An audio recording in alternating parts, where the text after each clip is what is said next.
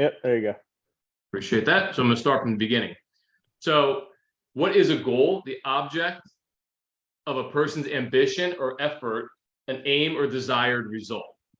Many overestimate what they can do in 1 year, but underestimate what they can do in 10 years. And again, if you look at what everyone experienced in most people experienced in 2020 and 2021, were the best years of the career, best year of their lives, made more money than ever. Everything went up. Everyone was succeeding. Everyone was partying. Everyone was living a validation externally, which caused them the inability to focus on what's going on internally because everything was winning on the outside, right? Now, in 2022, right, not one person that I know hit their numbers for what their goals were. And not only did they not hit their numbers, they were 20, 30, 40, 50, 60, 80% off from what their goals or targets were, right? So we need to figure out what that next 10 years looks like from today, right? What this year does for you, that's up to you, but it's also subject to what goes on in the market. So I want everyone to have a 10-year outlook, still focus on this year, but you got to look long term. You know, I'm a big believer in layering your goals. And what I mean by that is you need to have a monthly goal, a quarterly goal, and an annual goal, right? So my belief is what everyone should do is 100% go and say, hey, you know, for 2023, I want to close $20 million in business, right? And then you take that $20 million of business and divide that by 4. So that's $5 million a quarter. Well, what's 5 million divided by 3? Because there's 3 months in a quarter. Some people think there's 4 months in a quarter. There aren't. There's 3 months in a quarter because there's 12, total months in a year, right? So 5 million divided by 3 puts you at like 1.66 million, right? So I'm a big believer in focusing on the short term for success, but planning for the long term, right? Now, again, most people kind of contradict that, but you got to figure out how to break down these economics, right? So is your goal based on earnings? So, hey, I want to make $500,000 a year, or is it based on deals closed, right? Depending on where you're at in your career and what amount of deals are available in your marketplace can be critical to your goal setting, right? If there are only 1,000 deals that go on in your immediate market, and there's 100 people that do what you do, that you're included in that, that means that in a fair market, 100 people, 1,000 available deals, everyone does 10 deals, right? Now, if your average commission is $5,000 as an example, 10 deals times 5,000 is 50,000, right? But you guys need to break down these numbers and understand the economics behind your deals. I can't tell you how many people I coach specifically. I'm like, well, how much money do you make per deal? They're like, I don't know. I'm like, what do you mean you don't know? I'm like, how much business did you close last year? 30 million. Okay. How many deals did you close? 100. Okay. Well, what'd you make? 160,000. Just do the math. Start dividing and subtracting and adding to figure out economically how many deals you need to close to hit your goals, and also how many deals you need to put into contract, how many mortgage applications you need to submit to hit all these numbers, right? Numbers don't lie. And the numbers are in the data, the numbers are in the analytics. So if you could figure that out and do this one big math problem, you're going to be way ahead of the game. The problem is people go out there, close 2 deals this month, went dry until July, closed 5 deals in July. So you close 7 deals in the first 6 months, right? But is that sustainable? I don't know. Did you get lucky? Maybe, right? So what I always recommend also are people setting one personal goal for the year and one business goal for the year, right? A personal goal, again, might be, I want to work out 4 days a week, every week, and hit that number all 52 weeks of the year. One business goal may be, I want to save $100,000, right? Those are totally up to you. And the nice thing is you guys are able to set those goals. Where I think people lack are they don't have the accountability with themselves, or don't hold themselves accountable with another person in order to achieve any of these goals. And look, I'm also 100% guilty of it because I'm human just like everybody else, right? I get pulled in different directions. Hey, I want to be in the best shape of my life by the time I hit 36. My birthday was last month. I was waking up 4 a.m., 3 a.m., 5 a.m., working out my trainer. I turned 36 and I haven't been to the gym once yet, right? So I set a 2-week goal for myself to go and blitz my body and get my ass kicked. And then I turned 36 and I'm like, all right, I'm in good shape for 36. And I literally haven't been to the gym once since I turned 36. now call it 18 days ago. So, be consistent. Things happen in life that cause you to kind of get off track, but nothing's stopping you from getting back on track. I'm a big believer in making sure your goals don't butt heads with each other, right? And so many times I see like, yeah, I really want to gain 20 pounds, right? For all you skinny people out there. And I want to get faster at the same time, right? And we all know that if you put on weight, you're probably not getting faster. Like those goals contradict one another, right? So which one is it? Do you want to gain 20 pounds and be huge and look like Abdel that's on this call, or my gorilla guy? Or do you want to get faster and lean out like Josh because he's going to be running a race, right? So make sure your goals don't conflict. So then that way you're not pulled in different directions. Got to throw my man TV12 on here, the GOAT. It's okay to go back to the drawing board also. I want everyone to realize that.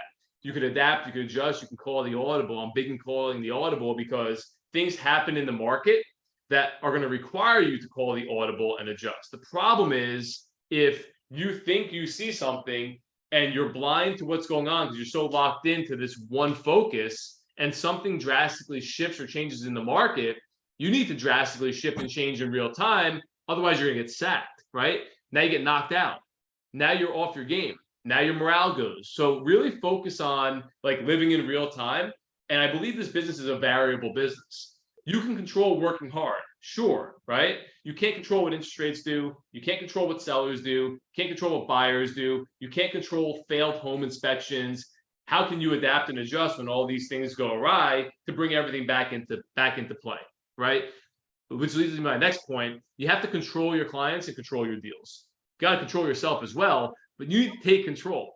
And every single deal, I'm a big believer that there's one person that controls that deal from A to Z in the masses. Everyone does their little part. Usually everyone does just enough to get by, but there's always one quarterback to every deal. Highly recommend you working on yourself to be that quarterback because at the end of the day, you're responsible for the outcome of the deal, regardless of your role in the deal. The market is a big contributor to your success and to achieving your goals. Like I said earlier, most people in 2022 had big goals coming off of 2020 and 2021. Most people experience a major letdown or drastic drop off in business due to the chaotic real estate market, specifically due to the rapidly rising interest rates and stock market volatility. I'll leave that there. You guys can digest that on your own. Control what you can, and I'm also a big believer in what's called setting the basement. When I was actively originating and trying to be number one in the residential mortgage space, I had a basement. For me, that was $2.5 million a month, right? I knew that I needed minimum $2.5 million a month in order to be happy with myself, which puts me at that $30 million mark for the year, right? For you, that might be $1 million a month in closings. It might be, forget the dollar amount, it might be 3 deals per month. If you're a realtor and you're a listing agent, maybe it's 1 new listing per month, right? But make this specific and realistic. This basement might be, I want to get up and get to the gym every morning and speak to 5 clients a day. Maybe your basement's just speaking to 5 clients a day, right? You can make this specific to yourself and what you know you're going to achieve, but you need to have this confidence in yourself. And you can say it to yourselves if you're on mute. I know every month I'm going to hit $1 million in business, right? I know every month I'm going to hit 5 deals submitted. I know every month I'm going to do 4 rentals, right? And again, that's your level of confidence. That's what you can control and that's what you believe in. If you wake up every day and say, hey, I don't know how many deals I'm going to close this month, and you're giving that uncertainty, that's going to mess everybody up because now you're all over the place. And now you're scrambling to pull something off, right? But again, remember, this is specific to everybody. Josh, you're up. Awesome. Thank you. Real quick, before we get into this, I wanted to comment on something about the idea of adjusting, changing, calling the audibles. I think it's so important for us to realize that because it's one thing to actually set a goal, but in order to be able to know when you need to adjust that goal is you have to be tracking that goal.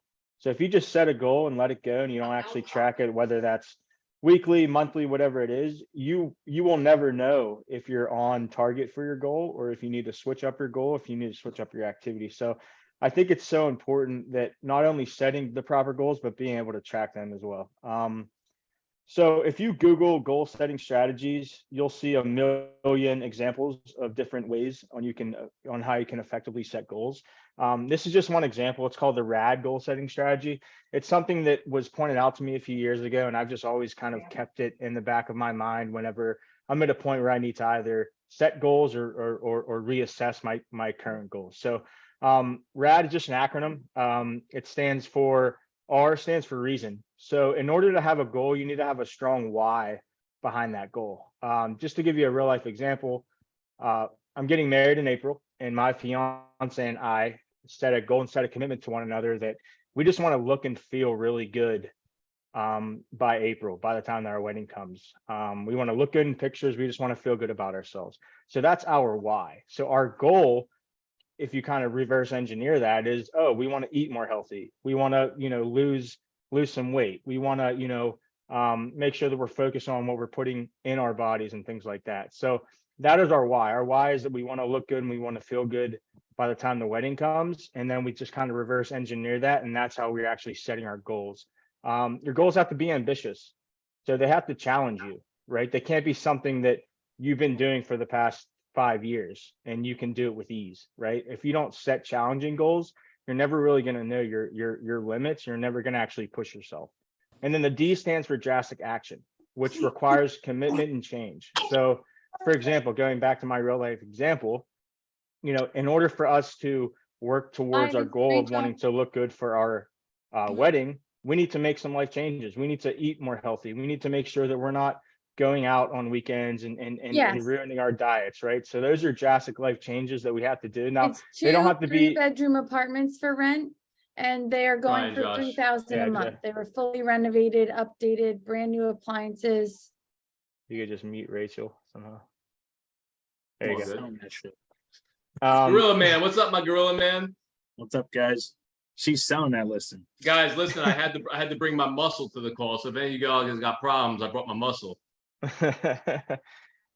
No, but yeah, so and I just want to comment, it doesn't have to be like completely cold turkey. Now I know that works for people.